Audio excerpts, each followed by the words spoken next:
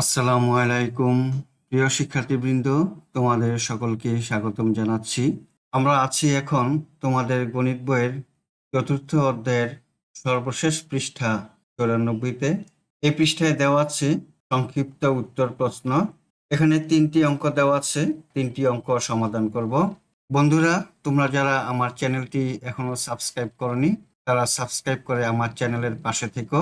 ভিডিওটি ভালো লাগলে তোমাদের সহপাঠীদের সাথে শেয়ার করিও। চলো অঙ্কগুলো সমাধান করি। 1 নম্বর অঙ্ক, a এর মান একটি রাশি দেওয়া আছে এবং b এর মান আরেকটি রাশি দেওয়া আছে। এখন a মাইনাস b এর মান নির্ণয় করতে হবে। অঙ্কটি সমাধান করি। a মাইনাস b লিখলাম।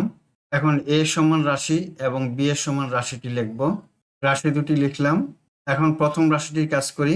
3a স্কয়ার প্লাস a দিয়ে a স্কয়ারকে গুণ করলে হয় a কিউব, অর্থাৎ a এর পাওয়ার 1 এবং এই a এর পাওয়ার 2, তাহলে 1 প্লাস 2 সমান 3, প্লাস b এর পাওয়ার 1 এবং এই b এর পাওয়ার 3, তাহলে 1 প্লাস 3 সমান b টু দি পাওয়ার 4, অর্থাৎ b দিয়ে b কিউবকে গুণ করলে হয় b to the power 4 minus a square plus 2 b to the power 4।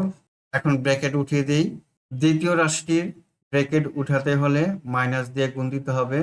a square পাশে কিছু নেই, মানে প্লাস আছে, তাহলে প্লাসে মাইনাসে মাইনাস a স্কয়ার প্লাসে মাইনাসে minus 2 b to the power 4।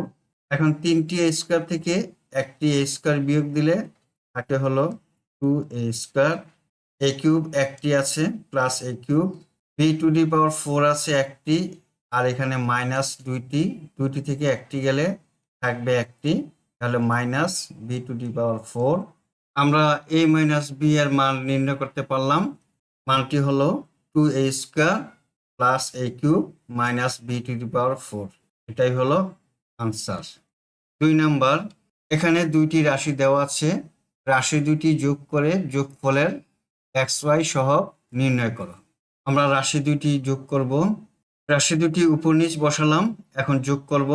5 আর 3 যোগ করলে হয় 8, তাহলে 8x স্কয়ার, মাইনাস 5 থেকে প্লাস 3 বিয়োগ দিলে থাকে minus 2xy, minus 7y square থেকে প্লাস 1y স্কয়ার বিয়োগ দিলে থাকে হলো 6y স্কয়ার। আমরা যোগফল পেলাম। যোগফল হলো 8x square minus 2xy minus 6y square.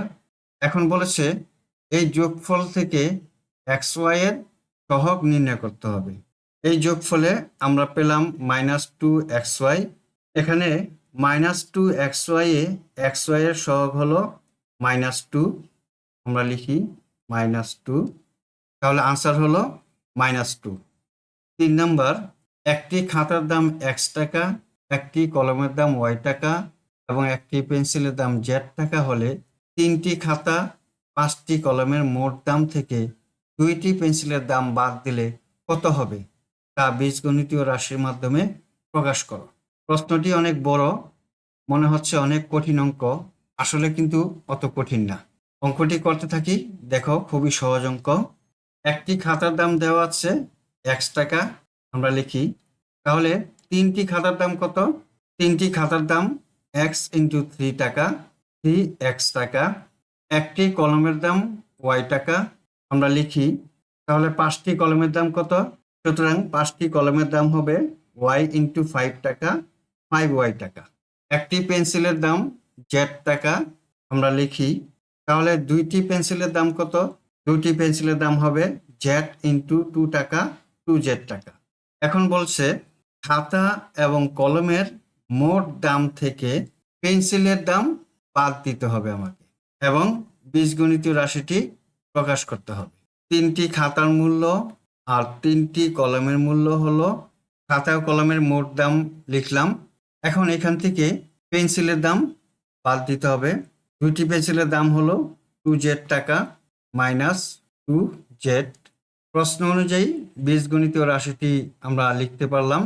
সুতরাং নির্ণয় বীজগণিতীয় রাশিটি হলো 3x plus 5y minus 2z। এটা হলো আনসার। শিক্ষার্থী বন্ধুরা, আশা করি আজকের অঙ্কগুলো তোমরা বুঝতে পেরেছ। আজ তাহলে এই পর্যন্তই। আল্লাহ হাফেজ। আসসালামু আলাইকুম ওয়া রাহমাতুল্লাহ।